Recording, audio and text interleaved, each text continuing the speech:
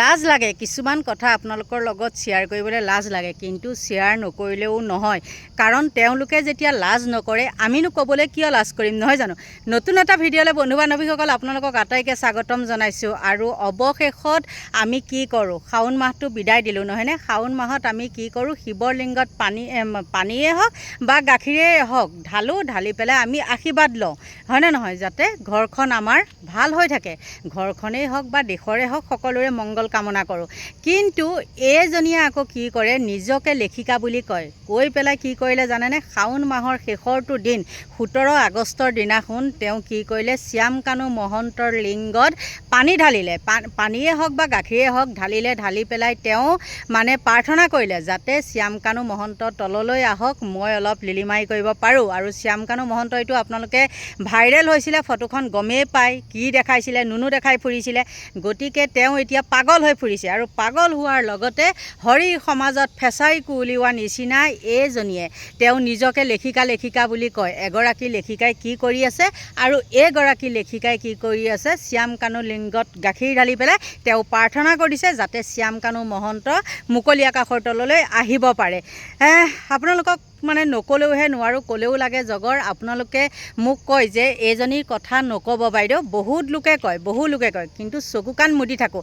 আৰু তেওঁ মোৰ ফ্ৰেণ্ডতো নাই, কিন্তু কি হয় জানে, ফ্ৰেণ্ডত নাথাকিলেও হয়তো কিছুমান মোৰ ফ্ৰেণ্ডত থাকিব পাৰে তেওঁ তাত থকা, আৰু সেইসকলে যেতিয়া কমেণ্ট কৰিলে মোৰ তাত নটিফিকেশ্যন আহিলে আকৌ চাবলৈ গ'লে মাথাটো নষ্ট হয়, নোচোৱাকৈও থাকিব নোৱাৰোঁ, কাৰণ দুটা ভগৱানে ধুনীয়াকৈ দি ৰাখিছে নহয়নে। আৰু 4টা মানে চকু লগাই লৈছোঁ যেতিয়া, দুটা নিজৰ দুটা বাহিৰৰ, সেই চকু 4টা আছে যেতিয়া নোচোৱাকৈ জানো থাকিব পাৰিম। গতিকে তেওঁ কি ক'লে জানেনে, আজি সুপ্ৰিম কোৰ্টত শ্যামকানুৰ জামিন নাকচ হোৱা নাই, শুনানিৰ তাৰিখহে দিছে অক্টোবৰত, তাক জামিন নাকচ হোৱা বুলি নকয়। তেওঁ কেনেকৈ ক'ব বাৰু, তেওঁ সেইটো ভালকৈয়ে জানে, কাৰণ তেওঁ প্ৰাৰ্থনা কৰিছে, তেওঁ প্ৰাৰ্থনাৰ ওপৰত বিশ্বাস আছে, যিহেতু তেওঁ লিংগত গাখীৰ ঢালি পেলাই আশীৰ্বাদ কৰিছে নহয় জানো। শ্যামকানু লিংগটোত মানে দেখি থকা ফটোখন চাগে ৰাখি থৈছে, কিনো ঠিক কেইখন বা ফটোৰ আছে, কাক বা দিছিলে আমিতো নাজানো, তেতিয়াহে আমি সকলোৱে দেখিছিলোঁ নহয় জানো। কিন্তু তাৰ পিছত কৈছে জুবিনক ভাল পায়ো গম, তাই বোলে জুবিনক হেনো ভাল পায় দেই, নাজানো।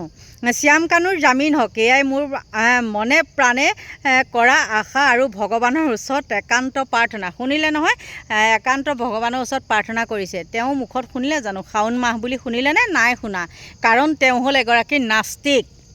আমি ভগৱানৰ শিৱ মন্দিৰত শিৱলিংগত গাখীৰ ঢালোঁ, আৰু তেওঁ শ্যামকানু লিংগত ঢালিছে, গতিকে তেওঁ নাস্তিক নহয় কি, হয়নে নহয়। আৰু ক'লে যে অসমৰ অলেখ মানুহে নিবিচৰা কাম এটা হোৱাটো মই বিচাৰোঁ, তাই বিচাৰে মানে অইনৰ লগত বোলে তাই নিমিলে হেনো দেই, অইন মানুহৰ লগত তাই নিমিলে, কেনেকৈনো মিলিব বাৰু, অইনৰ লগত তাই আকাশ পাতাল পাৰ্থক্য, আৰু বহু কিবাকিবি কৈছে, সিমানখিনি মই কোৱা নাই, তাৰ মাজত মোৰ নিজৰ কথাকে কৈছোঁ। আৰু হাঁহিও উঠে, কিবাও লাগে, একেবাৰে যেন ওচৰত পালে চুচুৰাই আনিম তেনেকুৱাও লাগে। মই যদি পুলিচ হোৱা হয়, মোৰ যদি হাতত কেছ পৰিলে হয়, তাই দিলোঁ হয়। তাৰপিছতে কৈছে এইবাৰ আমি জিকিম, যি নেকি আজি 17 তাৰিখে যি হৈ গ'ল, মই 17 তাৰিখে দিয়া নাই ভিডিঅ'টো বাৰু, 19 তাৰিখেহে দিছোঁ দেই, সেইটো আপোনালোকে মই কৈ লৈছোঁ এতিয়াই। তাৰপিছত কৈছে আমি জিকিম, শ্যামকানু, সিদ্ধাৰ্থ, অমৃতপ্ৰভা, শেখৰ আৰু সন্দীপন মুক্ত হ'বই। তাই ভালকৈ জানিবই, তাই চেলেকি, কাৰণ কি বুলি ক'ম আৰু, কাৰ চেলেকা সেইটোতো আপোনালোকে জানেই আৰু নক'লেও হ'ব।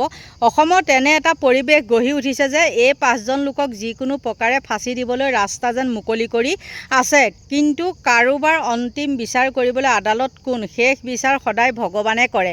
সেইবাবে হয়তো গুৱাহাটীৰ মানে কি কৰিছে, গুৱাহাটীৰ সেই আদালতে আৰু দেই, গুৱাহাটীৰ আদালতে মানে নাকচ হ'ল শ্যামকানুৰ জামিন, মানে হাইকোৰ্টে কৰিছে বুলি কৈছে। আৰু ভগৱানৰ কৃপাতে হয়তো জামিন আবেদন এইবাৰ সুপ্ৰিম কোৰ্ট পালেগৈ। আৱেগৰ বতাহজাকে সুপ্ৰিম কোৰ্ট কঁপাব নোৱাৰে, দিল্লীত আৱেগ নাখাতে, গতিকে দিল্লীক লৈ আমি আশাবাদী। দিল্লীলৈ লৈ গ'ল মানে দেই, এতিয়াহে গম পাইছোঁ। তাই এইবিলাক খবৰ ৰাখি থাকে, কামনো কি, হয়নে নহয়। আৰ চৰ খায়, তাৰ ভুকু খায়, কাৰোবাৰ গু খায়, এনেকৈয়ে পেলাই দেখিছে নহয় কমেণ্টত চাবচোন, তাই গু মুত খোৱা, ভৰি গুৰ মৰা, কত যে কি কমেণ্ট তাই তাত পৰে আৰু সেইবিলাক মানুহে বাৰু এইবিলাক নাজানিবনে? আৰু যিবিলাক দালাল চেলেকা মানুহ সেইবিলাকে কিন্তু দেশৰ খবৰ চব ৰাখে, গতিকে তাই সেইবিলাক খবৰ ৰাখি আছে। ক'ৰ পৰা ৰাখি যাব? চেলেকা আৰু চেলেকি মনত আছে নহয়, সেই চেলেকায়ো সেইবিলাককে কৰি থাকে, সেই চেলেকা পৰাই সংগ্ৰহ কৰে। আৰু চেলেকাই কাৰ পৰা সংগ্ৰহ কৰে সেইটো হয়তো মই নক'লেও হ'ব। তাৰপিছত আহিলে এখন হাতত মানুহৰ কটা মূৰ আৰু আনখন হাতত দা লৈ থানাত হাজিৰ হোৱা কাৰোবাক হত্যাৰ স্বীকাৰ কৰা হত্যাকাৰীও জামিন হয়, সেইটোতো সকলোৱে জানে নহয় জানো? আদালতলৈ যোৱাৰ পিছত দোষীয়ে শাস্তি পায়নে নাপায়নে, মুকলি আকাশৰ তললৈ আহেনে, সেইটো আমি নক'লেও হ'ব। গতিকে বন্ধু বান্ধৱীসকল, কিয় ক'লোঁ জানেনে? মই এইখিনি কথাটো কৈছে আৰু কেইটামান কিন্তু তাই লাষ্টত লিখিলে যে অৱহেলাত অতিশয় বৃদ্ধ মানুহ, নাবালক বৃদ্ধ, অনেক কিবা কিবি লিখিছে আৰু সেইখিনি মই ইমান গাই বাই থাকিবও নোৱাৰোঁ, মাথাও নষ্ট হয়। গতিকে তেওঁ এতিয়া যিকোনো প্ৰকাৰে এই মানুহকেইজনক মুকলি আকাশৰ তললৈ অহাটো বিচাৰে। ময়ো কওঁ, যদি বিনা দোষী নহয়, বিনা দোষী মানুহ জেলত থাকিব নালাগে নহয় জানো? আৰু যদি তেওঁলোকৰ গাত দোষেই নাই, এই এবছৰ হৈ গ'ল, কি কাৰণে বাৰু মুকলি আকাশৰ তললৈ অহা নাই? কথা বহুত হয়নে নহয়? যুক্তি বহুত হয়। তাইক এতিয়া মই কাণখনত ধৰি সুধিলোঁ হয়, যদি দোষী নহয় তেন্তে হ'লে তেওঁলোকক তাত বিনা কাৰণত কিয় ৰাখিছে? কিয় মুকলি আকাশৰ তললৈ এৰি দিয়া নাই? নিশ্চয়তো কিবা এটা আছে নহয় জানো? 1 2 3 4 ভিতৰত কিবা এটা নহয় কিবা এটা আছে। সেইকাৰণে তেওঁলোকক কি কৰিছে, তাতে জেলতেই 1 বছৰ দিন ৰাখিছে। আৰু তেওঁলোকে যিমানেই ধৰফৰাই নাথাকক কিয়, যিমানেই যি নাথাকক কিয়, ইয়াৰ ভিতৰতো যে এখন ৰচনা ৰচি আছে, নাটক হৈ আছে, সেই কথাটো সকলোৱে গম পায়। জুবিনৰ ভিডিঅ' বনাবলৈ মন নাযায়, বহু কথা আছে, জুবিনক বেয়া পোৱা ভাল পোৱা সেইটো কথা নহয়, কিন্তু বহুত বনালোঁ। আৰু তাৰপিছত দেখিলোঁ জুবিনৰ লগত যিবিলাক ষড়যন্ত্ৰ চলি আছে, নিজৰে হওক পৰৰে হওক বা যোনেই নহওক কিয়, সেইবিলাক একে মুঠেই নহয়, গ্ৰহণযোগ্য নহয় আৰু নিজে মানিব নোৱাৰোঁ।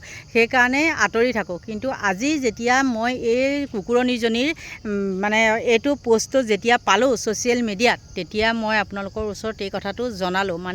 আকৌ মই কৈছোঁ, শাওণ মাহত শিখা শৰ্মাই শিৱ মন্দিৰত শিৱলিংগত নহয়, শ্যামকানু মহন্তৰ সেই লিংগত পানী ঢালি পেলাই তাই কি কৰিছিলে, ভগৱানৰ ওচৰত প্ৰাৰ্থনা কৰিছে যাতে শ্যামকানু মহন্ত মুকলি আকাশৰ তললৈ আহিব পাৰে আৰু তেওঁ লিলিমাই পথটো মুকলি হ'ব পাৰে। সেইটোকে তেওঁ কামনা কৰিছে মনে প্ৰাণে। আৰু আপোনালোকৰ পৰা লৈছোঁ বিদায়, বাই বাই।